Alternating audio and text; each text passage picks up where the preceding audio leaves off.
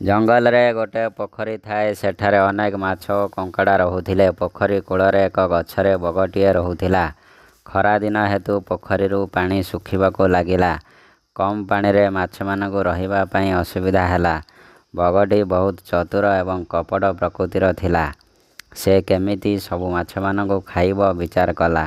ସେ ପୋଖରୀକୁ ଯାଇ ମାଛମାନଙ୍କୁ କହିଲା, ଏଠାରୁ ଟିକେ ଦୂରରେ ଗୋଟିଏ ବହୁତ ବଡ଼ ପୋଖରୀ ଅଛି।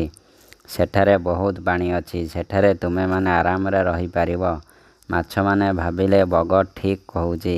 ସବୁ ମାଛମାନେ ସେ ପୋଖରୀକୁ ଯିବା ପାଇଁ ମନସ୍ଥ କଲେ। ଚତୁର ବଗ ଗୋଟେ ପରେ ଗୋଟେ ମାଛ ବୋହି ନେଲା ଏବଂ କିଛି ଦୂରରେ ସେମାନଙ୍କୁ ଗୋଟେ ପରେ ଗୋଟେ ଖାଇଦେଲା। ଏମିତି କିଛି ଦିନ ବିତିଗଲା। ଦିନେ କଙ୍କଡ଼ାର ପାଳି ପଡ଼ିଲା। ବଗ କଙ୍କଡ଼ାକୁ ପିଠିରେ ବସାଇ ବୋହି ନେଲା ଏବଂ ମାଛମାନଙ୍କୁ ଯେଉଁଠାରେ ଖାଉଥାଏ ସେଠାରେ କଙ୍କଡ଼ାକୁ ମଧ୍ୟ ଖାଇବା ପାଇଁ ଚେଷ୍ଟା କଲା।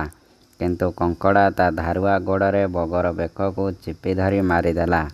ସେଦିନଠାରୁ ବଗ କେବେ ବି କଙ୍କଡ଼ାକୁ ଖାଇବା ପାଇଁ ଚେଷ୍ଟା କରେନି। ଦୁଷ୍ଟ ଲୋକ ଉପରେ ବିଶ୍ୱାସ କରିବା ଉଚିତ ନୁହେଁ।